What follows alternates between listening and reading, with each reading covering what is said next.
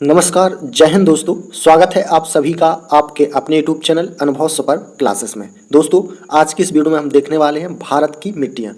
भारत की मिट्टियों से संबंधित महत्वपूर्ण 50 प्रश्न करने वाले हैं आज की इस वीडियो में, जो मध्य प्रदेश शिक्षक पात्रता परीक्षा वर्ग 2 के लिए बहुत महत्वपूर्ण रहेगी।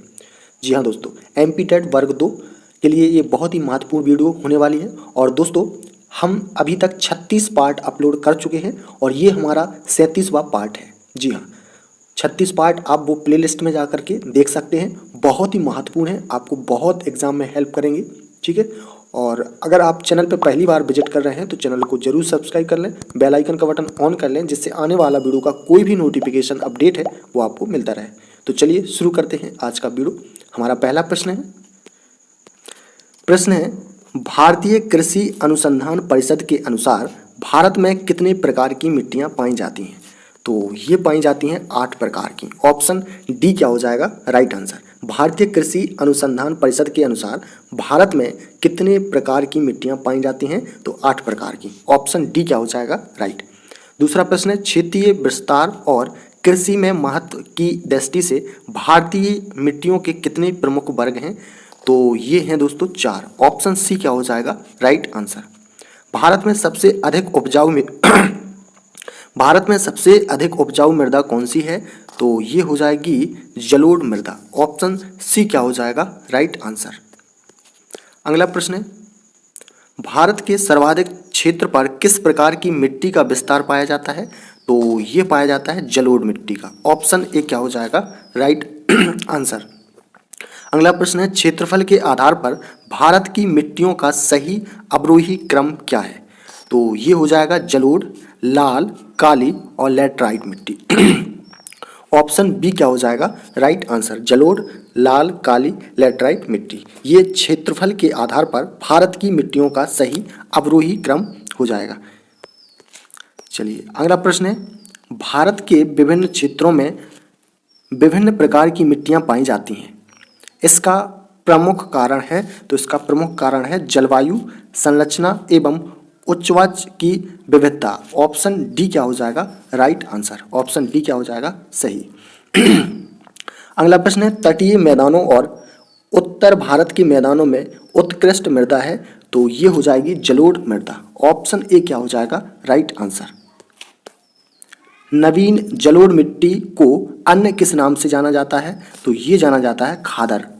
ऑप्शन ए क्या हो जाएगा राइट आंसर। ये अक्सर एग्जाम में आया हुआ प्रश्न है कि नवीन जलोढ़ मिट्टी को अन्य किस नाम से जाना जाता है? तो ये जाना जाता है खादर से। तो ऑप्शन ए क्या हो जाएगा राइट। अगला प्रश्न है पुरानी जलोढ़ मिट्टी को अन्य किस नाम से जाना जाता है? तो ये जाना जाता है बांगर। ऑप्शन बी क्या हो जाएगा करेक्ट आंसर। भारत का संपूर्ण उत्तरी मैदान किस प्रकार की मृदा से बना है? तो ये बना है जलोढ़ मृदा। ऑप्शन बी क्या हो जाएगा करेक्ट आंसर। गंगा के जलोढ़ मिट्टी की भूमि सतह के नीचे लगभग 600 मीटर। ऑप्शन ए क्या हो जाएगा राइट आंसर 600 मीटर। अगला प्रश्न है गंगा के मैदानों की पुरानी कछारी मिट्टी कहलाती है। तो ये कहलाती है बांगर। ऑप्शन ए क्या हो जाएगा राइट आंसर। और ये परीक्षा की दृष्टि से अति महत्वपूर्ण प्रश्न है। ठीक है, तो आप लोग इसको याद रखेंगे। गंगा के मैदानों की पुरानी कछारी मिट्टी कहलाती है बांगर। ऑप्शन ए क्या हो जाएगा राइट। निम्नलिखित में से किस प्रकार की मिट्टी के लिए न्यूनतम उर्वरक की आवश्यकता होती है? तो ये होती है जलोढ़ मिट्टी। ऑप्शन सी क्या हो जाएगा राइट आंसर। गंगा के मैदान की पुरानी कछारी मिट्टी कहलाती है। तो ये कहलाती है बांगर। ऑप्शन बी क्या हो जाएगा राइट आंसर। आप इस क्वेश्चन को याद रखेंगे। गंगा के मैदान की पुरानी कछारी मिट्टी कहलाती है तो ये कहलाती है बांगर। ऑप्शन बी क्या हो जाएगा सही।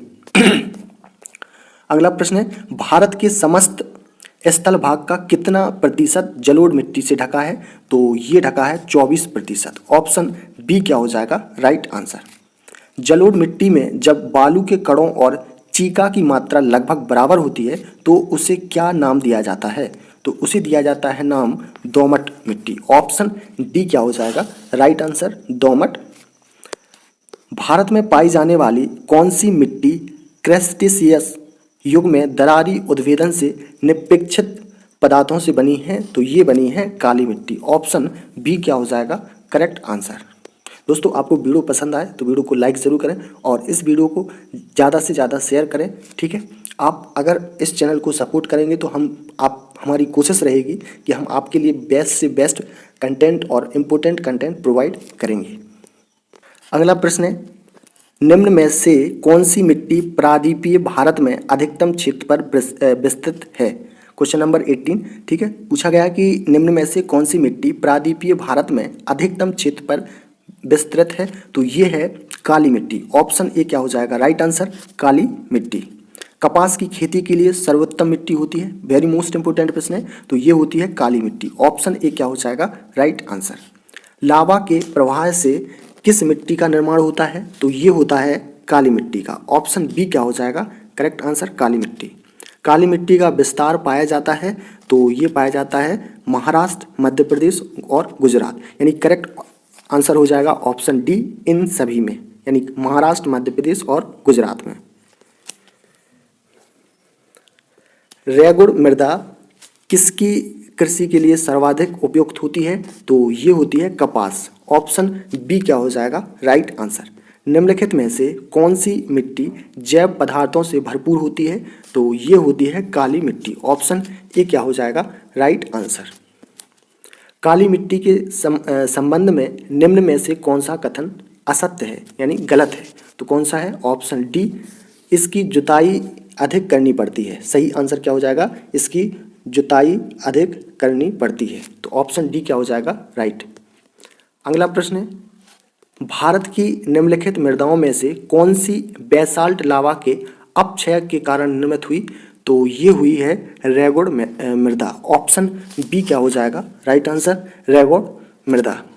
किस मिट्टी में कृषि के लिए सिंचाई की आवश्यकता नहीं होती है, तो ये काली मिट्टी। ऑप्शन बी क्या हो जाएगा राइट आंसर काली मिट्टी। भारत में काली कपासी मिट्टी को किस स्थानीय नाम से जाना जाता है, तो ये जाना जाता है रेगुड़। ऑप्शन डी क्या हो जाएगा बिल्कुल सही आंसर। अगला प्रश्न है, निम्नलिखित में से किस मिट्टी के बारे में यह कहा जा सकता है इसकी जुताई स्वतः होती रहती है, तो इसका सही आंसर हो जाएगा काली मिट्टी। ऑप्शन बी क्या हो जाएगा राइट आंसर। भारत में लाल मिट्टी का सर्वाधिक विस्तार पाया जाता है, तो ये पाया जाता है आंध्र प्रदेश एवं तमिलनाडु में। ऑप्शन सी क्या हो जाएगा करेक्ट आंसर। प्रायद्वीपीय भारत में क्षेत्रीय मृदा के निम्न प्रकारों में से कौन सा है, तो इसका सही आंसर हो जाएगा लाल और पीली मृदा। ऑप्शन बी क्या हो जाएगा राइट आंसर। अगला प्रश्न है, तमिलनाडु के 2/3 क्षेत्र पर किस मिट्टी का विस्तार पाया जाता है, तो ये पाया जाता है लाल मिट्टी का। ऑप्शन ए क्या हो जाएगा राइट आंसर। लाल मिट्टी के संबंध में कौन सा कथन असत्य है, तो यह मिट्टी नदी घाटियों में पाई जाती है, तो ऑप्शन डी क्या हो जाएगा करेक्ट आंसर। ऑप्शन डी क्या हो जाएगा राइट। लैटराइट मिट्टी महत्वपूर्ण रूप से पाई जाती है, तो ये पाई जाती है मालाबार तटीय क्षेत्र में। ऑप्शन ए क्या हो जाएगा राइट। मालाबार तटीय क्षेत्र में लैटराइट मिट्टी महत्वपूर्ण रूप से पाई जाती है, तो ऑप्शन ए क्या हो जाएगा राइट। अगला प्रश्न है, किस मिट्टी में लोहे और एल्यूमिनियम की ग्रंथियां पाई जाती हैं, मोस्ट इंपोर्टेंट प्रश्न है, तो ये पाई जाती हैं लैटराइट मिट्टी। ऑप्शन डी क्या हो जाएगा राइट आंसर। लैटराइट मिट्टी का प्राधान्य है, तो ये है मालाबार तटीय प्रदेश में। ऑप्शन ए क्या हो जाएगा राइट आंसर। ऑप्शन ए क्या हो जाएगा सही। भारत में निम्नलिखित में से कौन मृदा समूह लोहे का अतिरेक होने के कारण अनवर होता जा रहा है, तो ये होता जा रहा है लैटराइट। ऑप्शन डी क्या हो जाएगा बिल्कुल सही आंसर। दोस्तों जिन्होंने अभी तक वीडियो को लाइक नहीं किया है वो प्लीज़ आप लोग लाइक जरूर करें वीडियो को और ज़्यादा से ज़्यादा शेयर करें, ठीक है। जो भी मध्य प्रदेश शिक्षक पात्रता परीक्षा वर्ग 2 यानी MP-TET वर्ग 2 की तैयारी कर रहे हैं, तो उन सभी स्टूडेंट को लाभ करेगा, चाहे आपके कोई फ्रेंड हो, दोस्त हो, ठीक है, भाई बहन हो, उन सभी के लिए ये महत्वपूर्ण वीडियो रहेगी, तो उनको ये वीडियो जरूर शेयर करें। अगला प्रश्न है, निम्नलिखित में से कौन सी मिट्टी सूख जाने पर ईंट की तरह कठोर एवं गीली होने पर दही की तरह लिपलिपी हो जाती है। मोस्ट इंपोर्टेंट प्रश्न है कि निम्नलिखित में से कौन सी मिट्टी सूख जाने पर ईंट की तरह कठोर एवं गीली होने पर दही की तरह लिपलिपी होती हो जाती है। तो इसका जो सही आंसर हो जाएगा ऑप्शन ए लैटराइट मिट्टी। ऑप्शन ए क्या हो जाएगा राइट। अगला प्रश्न है निम्नलिखित में से कौन सा कथन असत्य है। तो कौन सा कथन असत्य है ये बताना है। तो यह एक क्षारीय मिट्टी है। ऑप्शन बी क्या हो जाएगा करेक्ट आंसर। ऑप्शन बी क्या हो जाएगा सही। अगला प्रश्न है निम्नलिखित में से कौन सा कथन असत्य है। ठीक है, तो लैटराइट मिट्टी में सिलिका की अधिकता होती है। ये जो कथन है वो कैसा है असत्य है गलत है। यानी ऑप्शन ए क्या हो जाएगा राइट।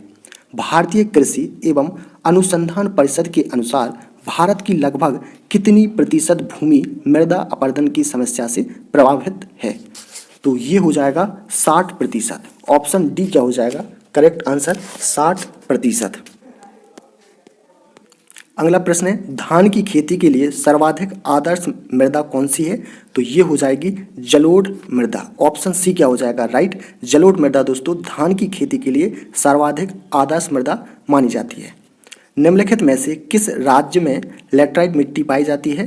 तो ये पाई जाती है केरल में। ऑप्शन सी क्या हो जाएगा करेक्ट आंसर। अगला प्रश्न है मृदा अपरदन रोका जा सकता है।